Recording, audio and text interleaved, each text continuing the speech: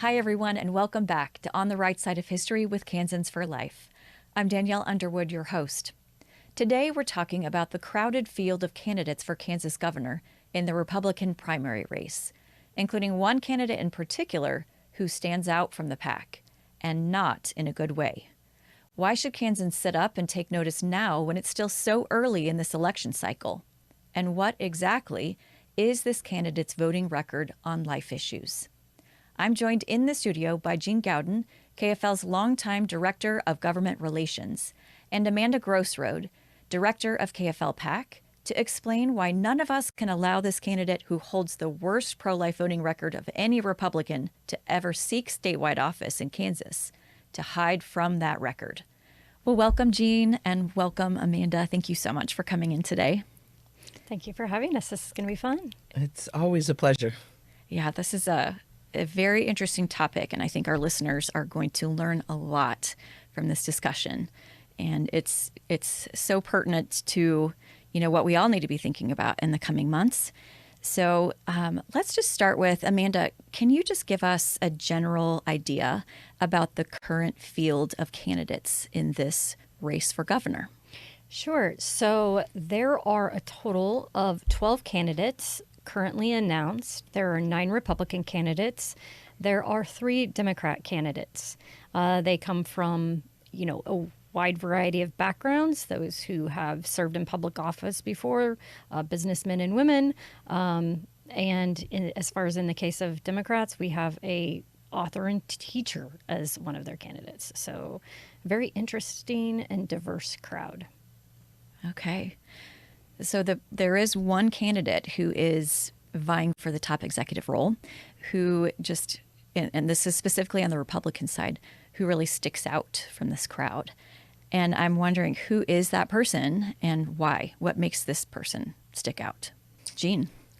Well, Vicki Schmidt, our current insurance commissioner, is running for the Republican nomination for governor of the state of Kansas. And she sticks out among the other Republican candidates for having a voting record when she was in the Kansas Senate that most closely aligns with none other than our pro-abortion Governor Laura Kelly. That's a big statement. So let's talk for just a second about Laura Kelly. Really, truly is the most pro-abortion governor in Kansas history. So, let's talk. Tell us some of the things about Laura Kelly in particular that have made her such an opponent to life issues. Well, throughout her career in the Senate, before she became governor, she had a strong pro-abortion voting record. Just had no concern, no compassion for unborn children or their mothers. And so her voting record was very, very strongly anti-life. And of course, as governor, this is her second term, and so she's got one more year left of being governor. She has vetoed every piece of pro-life legislation that has gotten to her desk.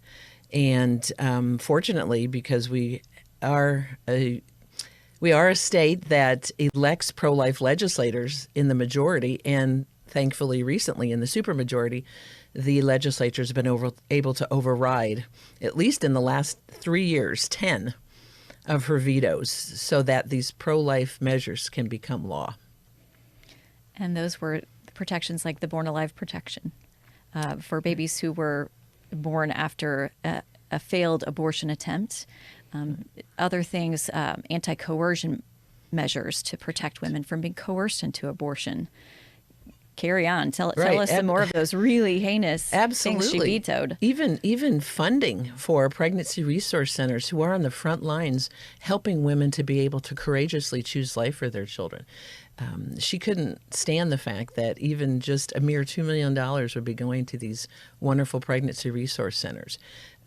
And so, yeah, she's got a horrible record, not only when she was state senator, and of course voting against protections for women by having at least some kind of government oversight of these abortion facilities. So she's got a horrible record on life, and we're looking forward to and really hoping that we do have a pro-life governor back in office again after next year's election. So, with that being the background, you are saying that there is a Republican candidate in this field of candidates who is closely aligned with the voting record of Governor Laura Kelly. That's a huge statement. So, just before we even get into that record, I think we should talk for a second about why it's, if there is this large field of Republicans and pro-life people who are running for governor, why is it particularly dangerous when we have this large field of candidates, when we have an outlier candidate like that who's running in the pack? Amanda, what do you think? Right. So anytime that you have a very large field, you segment the vote, and it gets really it gets where you have a very small minority that end up selecting your nominee. So think of you have 9 candidates. If all 9 candidates were to stay in the race, they would each garner some level of vote, whether it's from 1%, 3%, 5%, 10%, up to 20%. You would potentially see these candidates have of the voting percentage. We've seen this before. We've seen the least appropriate candidate walk through a very crowded field with really good candidates not getting selected as the nominee due to the fact that there are so many candidates, and then some of those candidates that are just taking a small piece pull from the total. And so what happens is, like say in the Republican field or in the Republican electorate, there are all kinds, right? You have quote unquote liberal Republicans, you have moderate Republicans, you have conservative Republicans, you have libertarian Republicans, and they all have the different kinds of candidates that they like, right, in the primary. Well, in this case, those candidates that would, or the electorate that would align with Vicki Schmidt could easily come out on top with the fact that we would pull apart all of the other votes. All candidates, regardless, will pull some level of votes. It doesn't matter how much money they spend or whatever. We've seen this in races before where we've had this many candidates, and typically they will at least pull 1 or 2%. Mm-hmm. So you're saying that we could see a candidate with maybe who gets 10 or 12% of the vote walk out as a victor.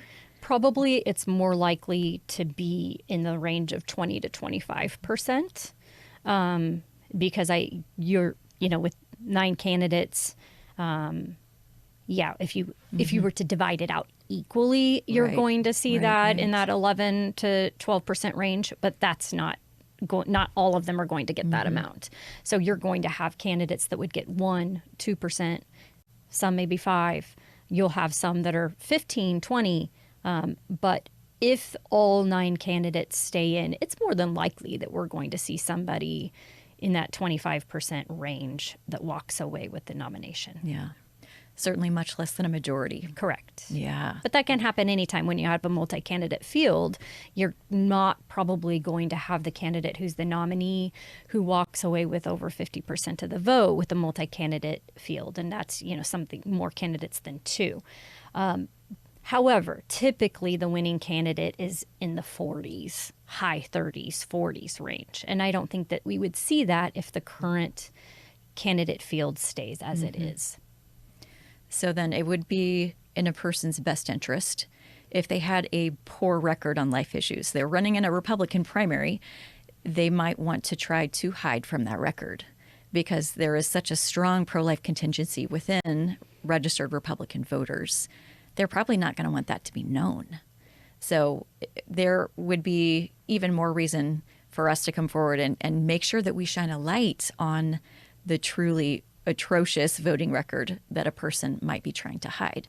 Vicki Schmidt's record is not consistent with what even most Republicans who aren't pro-life would find acceptable. So, Jean, you were in the State House for the entire time Vicki Schmidt was serving as a state senator. And you had a front row seat because you had lots of person-to-person interactions with her and kind of got to just to see how she operated in that space. Let's talk about the Protection from Dismemberment Act. Tell us the background of that vote and where Vicki Schmidt stood on that particular issue. Well, we were the first state in the country to pass that law, and it was based on a lot of what we were information we were getting from the United States Supreme Court that showed this is a really brutal method of abortion. And so Kansas said, we've got to protect these babies. They're fully formed. They can feel pain. And this is just a really horrific abortion method. And so we were able to get that through the House. And over in the Senate, we had, of course, none of the Democrats supported it. But interestingly enough, the only Republican to not support protecting these fully formed unborn children from being dismembered alive was Senator Vicki Schmidt, the only Republican in the state Senate to do that.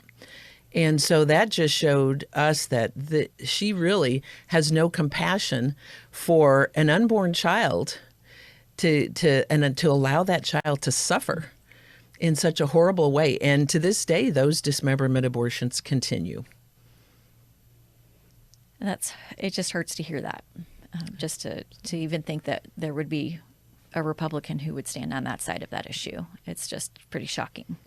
What about the 22-week limit, which currently does stand in the state of Kansas? So we are protecting babies after that 22-week mark. And so let's just say what it is. That's after 5 months of development in the womb. I mean, at that point, the mom is showing, we've got a pretty, a larger size baby. And at this point, we are protecting them at that 22-week mark. So tell us the story of what happened around that. Well, once again, this was a bill that based on scientific evidence, and it was at the time, which was 15 years ago, that the scientific evidence all pointed that around at least by 18 weeks or so, the unborn child could feel pain. And so when we testified, we submitted a binder full of this scientific evidence, and we had doctors testifying in support of this to protect those children at least from 22 weeks on, when we knew they were pain capable. And despite all of this evidence, Senator Vicki Schmidt again voted against protections for those children at 5 months. 5 months in the womb, when people have already seen the ultrasound of their child, they're loving the videos, they've got photos that they've taken of their unborn child in the womb, absolutely could not find it in her heart to be able to support protection for those children at 5 months gestation. That's horrifying. Then, we could continue and we can talk about the late-term abortion loopholes that I know that the legislature worked repeatedly to try to close those loopholes. Because at one point in time, the podcast is called On the Right Side of History. We talk about the history here because it's so important that we do not forget the history of Kansas. And that at one point in time, Kansas was a destination not just for abortions as we are today, but even for late-term abortions, third trimester abortions. And part of the reason was these loopholes that existed that would allow doctors to perform abortions for a whole variety of reasons. And what happened with that? And Amanda, you feel free to jump in. All right, sure. Well, actually, when I was in the legislature was when we closed these loopholes. Which I voted to close those loopholes. But once again, state senator at the time, Vicki Schmidt, voted not to close those loopholes. And not only did she vote not to close them once, she voted 7 times not to close the loopholes. I don't know that you can explain away even one time, but how do you explain away 7? That's a great question. And this was something Kansans were asking the legislature to do when they realized what was happening in the state, that these babies up until birth could be aborted, they were just horrified and said, something's got to be done. This is not a Kansas value. And that was the reasoning behind even passing those bills, even attempting to pass those bills. 7 times, Vicki Schmidt voted against closing those loopholes, which is what Kansans wanted. This is what they believed in protecting those children. So in essence, what she did was she stood on the side of the notorious late-term abortion providers in the state. Absolutely. And decided to protect them rather than protecting those babies at those very late stages of pregnancy. So, and again, aligning herself with then State Senator Laura Kelly. So just all of these examples that we're bringing forward today, their records are the same. I mean, we have exact same votes from these two individuals. Okay, well, another thing that we know is very important to Kansans is knowing that their tax dollars are not going to be directed into paying for abortions. I mean, that's something that's, Amanda, you brought up all the different kinds of voters that are out there, but that consistently, it pulls so strongly that people do not, regardless of where they stand on the issue, they don't want their tax dollars to go to funding abortions directly. And so legislators had been working to make sure that that was not going to happen. And what happened in that situation? Shockingly, again, Vicki Schmidt voted against protecting taxpayer dollars from being used to fund the abortion industry. So not only does she think that abortion should be readily available without protections for even children who are fully formed and capable of feeling pain, she also thinks that Kansans should be forced to pay for those abortions and to subsidize the abortion industry. That's a great way to put it, too. Subsidizing. Direct subsidies of the abortion industry. All right, well, let's talk about another thing that's very important to so many parents in the state is, the idea that a parent should be involved if there is a situation with their own daughter, and that parents have a right to be involved in their minor daughter's very important, these decisions that affect their health for the rest of their lives. What happened in the case of the parental consent protections? Well, this, again, was a way to improve our abortion laws from back in 1992 to be able to say, parents have the right to be able to guide their minor daughters through such a life-changing decision. And that's where this bill came about, was to say, both parents should be able to be involved in this decision. Of course, there's in situations where maybe the parents are divorced, or there's some type of other situation. There's always protections for minors with that in regard, or judicial bypass, which is something to allow the minor to petition the court if there's a situation at home that would be detrimental. But just for the majority of parents, for the majority of these girls, they welcome their parents' advice. They welcome being able to share this difficult situation with their parents, and their parents being able to walk with their daughters through this journey. And Vicki Schmidt, again, did not think that that was something that should be a right for parents to have. She thought the abortion industry, as always, is the one that should be making this decision without parents even knowing. And I think for context, we could also bring up just the fairly recent news. It's been in the last 2 to 3 years when that undercover video footage came out from the state of Missouri. I mean, just over the state line, where the employee of one of those facilities came out and admitted that they would help to facilitate transportation across a state line to come to abortion facilities in Kansas without the parents even knowing, that they would be literally picking up that young girl from a school and transporting her across the line. So anyone who could say, oh, that never happens, we don't have to worry about that, is really just living in naivety. I mean, it happens. And so protections are essential for parents to be, like you're saying, just included in guiding their minor daughters in these very precarious moments of their life.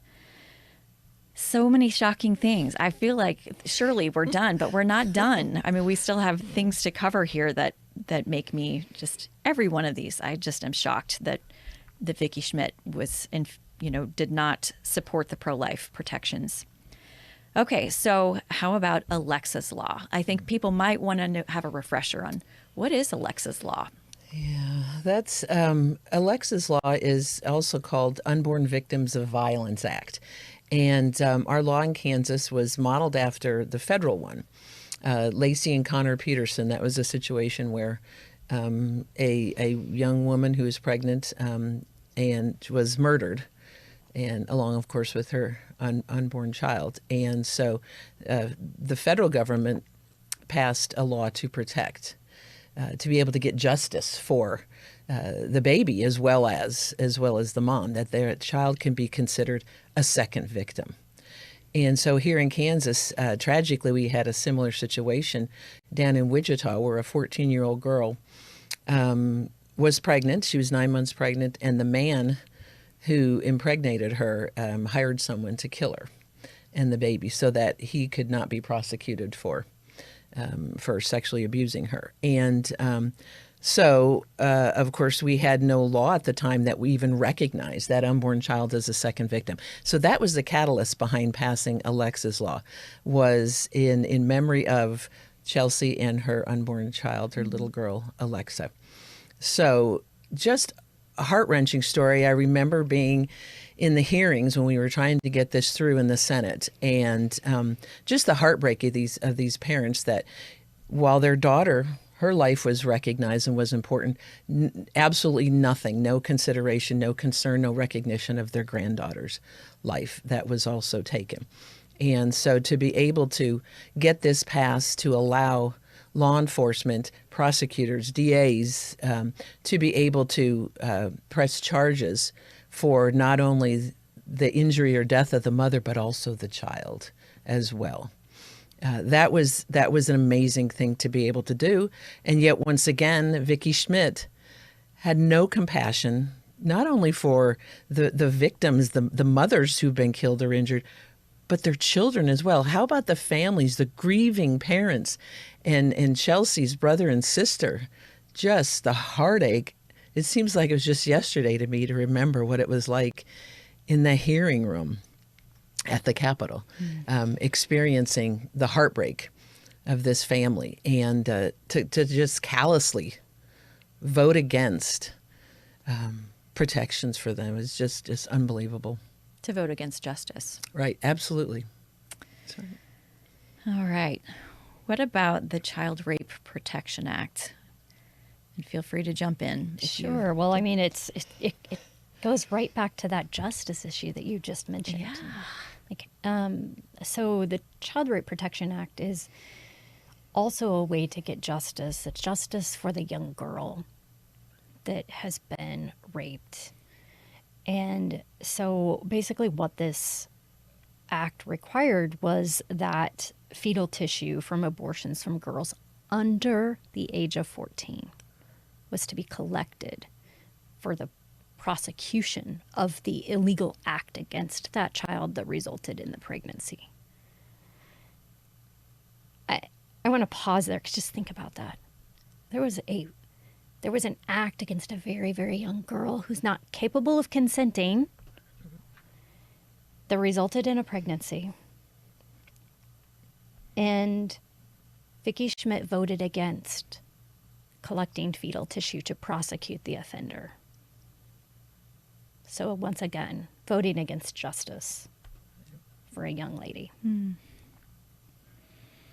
I can't even wrap my mind around that. It's a little horrifying. That is. All right. Well, not only are, the pro-life movement is certainly always wanting to protect the human rights of that preborn child.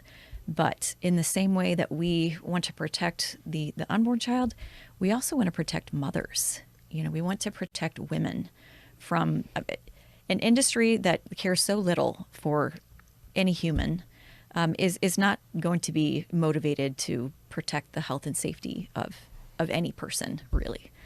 So we know that there were some horrible situations that truly unfolded here in our state. And we've heard, about conditions in facilities in other parts of the country, but even here in our own state, that led to the health and safety inspections that law was passed. Jane, tell us some of that background, because that is such it's a difficult one for me to believe that anyone could ever vote against that. So please tell us some about that. Yeah, it really is a sordid time in our history in the state, and it was back when Kathleen Sebelius was governor, but Vicki Schmidt was in the Senate, and conditions had been brought to light at the so-called Abortions Affordable abortion facility in Kansas City, Kansas. There was photographic evidence. There was a whistleblower, an employee of the facility, who let things be known that these were third world conditions that women were being subject to at this abortion facility. This information came out. Governor Sebelius still vetoed a bill, and once again, we tried to get through legislation to at least have some kind of medical oversight. Let the Kansas Department of Health and Environment go in there and inspect the facility. Make sure that all of the staff are properly trained in helping women and if there's any kind of an emergency. My goodness, the conditions, you had carpeting in the so-called procedure room, and that's never okay.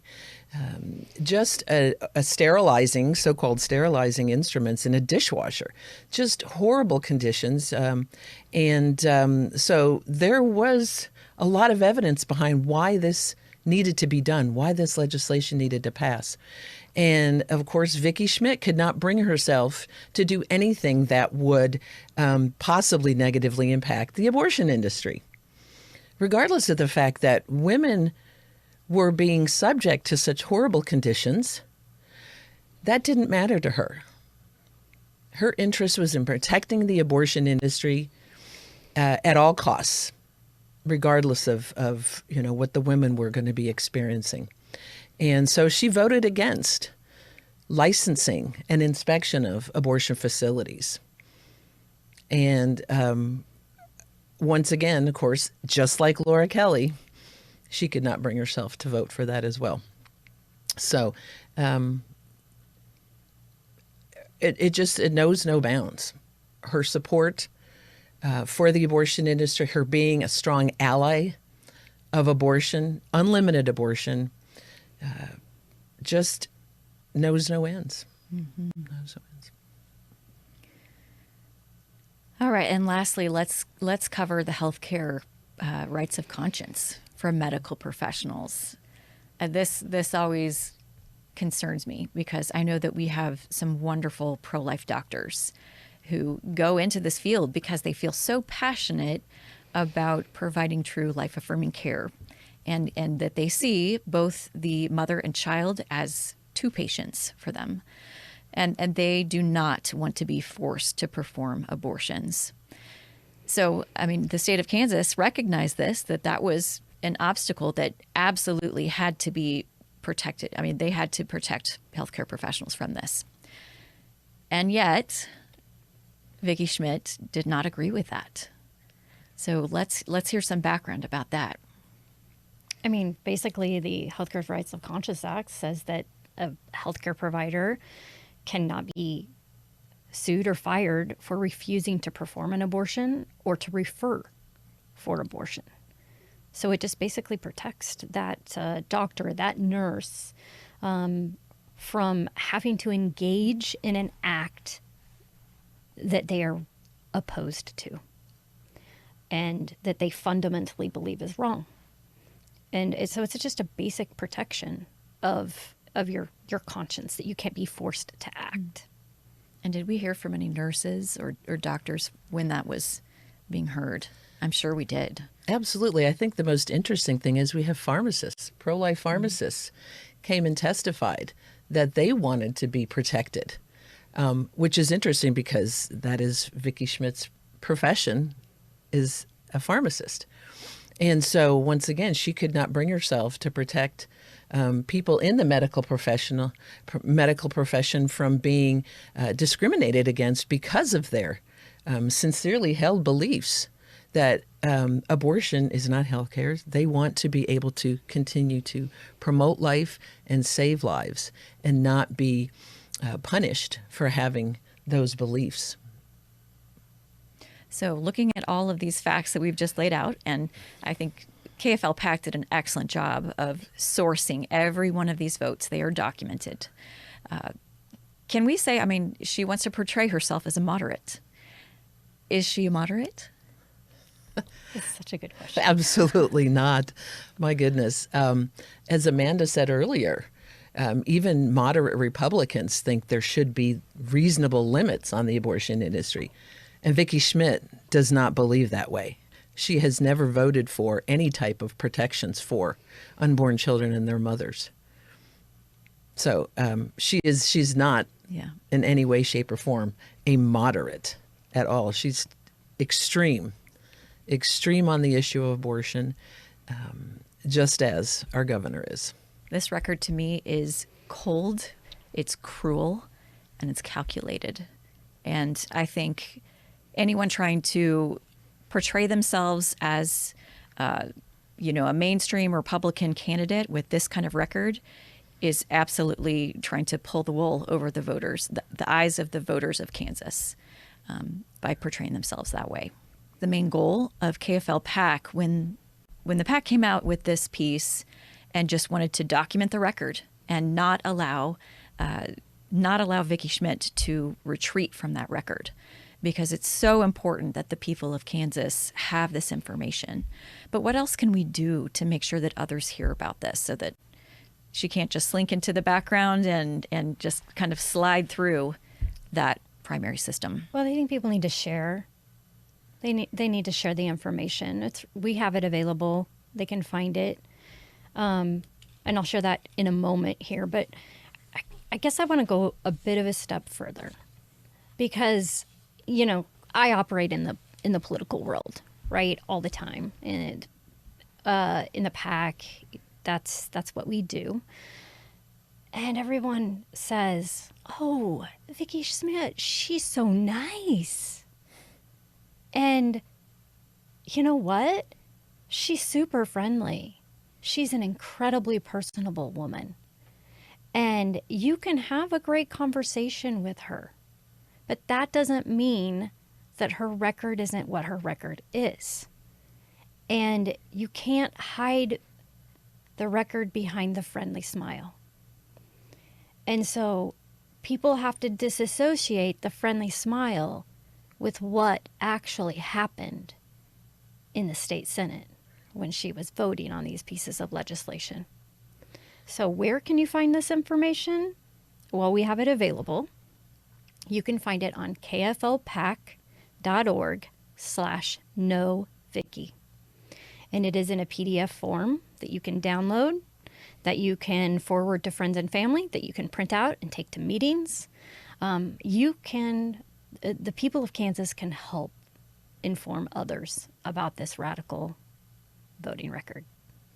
Absolutely. And I think it's important to also mention, too, in regard to Amanda saying how nice Vicki seems, it's not only her voting record. Being there in the State House when she was in the Senate, the times I sat with her in her office and tried to give her stories of the women who'd been hurt, the women who came to the legislature and testified and said, something needs to be done about this. And she just dismissed that out of hand. Or the times when she was in leadership and actively worked to stop pro-life legislation from being passed. Those are the types of things that people need to know about. And Vicki needs to explain to people. is why she did those things. So, yeah, don't let her get away with. So you're saying it's not just the record, but it was also Right. actively working to subvert this legislation. Absolutely. And how was she able to do that? Well, by stalling, not having committee meetings when they were trying to get a bill through because she didn't like the language that was in there. She was trying to prevent pro-life language from being put in there. There's a lot of different ways that as committee chair, she could stop things from getting through to the floor. But also just using her her status as a medical professional to be able to influence other people into thinking, oh, well, if she is a medical professional isn't supporting something, maybe it's not good. And that was just because she is staunchly pro-abortion. And again, that's just so ironic considering that she was working against other medical professionals. Right. Absolutely. Under that guise of, I am a medical professional. Yep. So, very interesting. Well, really good information. And I know both of you have had countless opportunities to interact with her in different ways. You know, Amanda, with you being a former legislator and actually in the State House at the same time as Vicki Schmidt, and Jean, you being at the State House now for decades, for being involved in so many of these different efforts over the years. You have firsthand knowledge, and then the documentation is absolutely unequivocal. I mean, it's just stark. It's a stark difference between Vicki Schmidt's record and the rest of the candidates in that Republican field right now.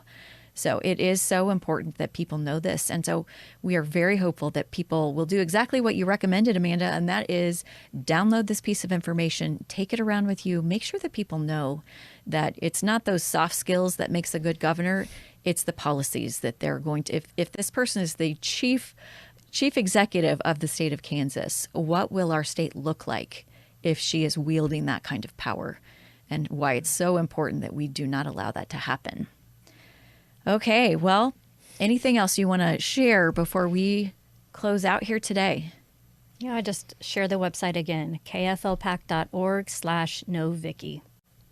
That's great. And then I think, if anyone is not already in the know about KFL PAC's endorsements guide, that is always, I have people talk to me all the time about how much they appreciate that incredible amount of research that goes into those endorsements and learning who are these good candidates. And there is such a long process that the PAC goes through to vet individual candidates down to questionnaires and interviews and looking at the record, which is truly the most important piece, is how did that person stand when they were faced with the decision, and did they choose life or did they not when they were in the State House itself?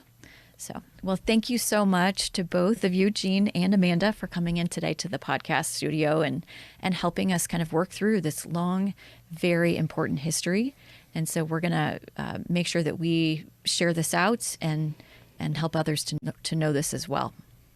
Thank you so much. Thanks for having us. Yeah. Thank you to all of you listening and sharing this podcast with your friends and family. If you haven't already, please hit the like button or leave us a 5-star review to keep this podcast growing.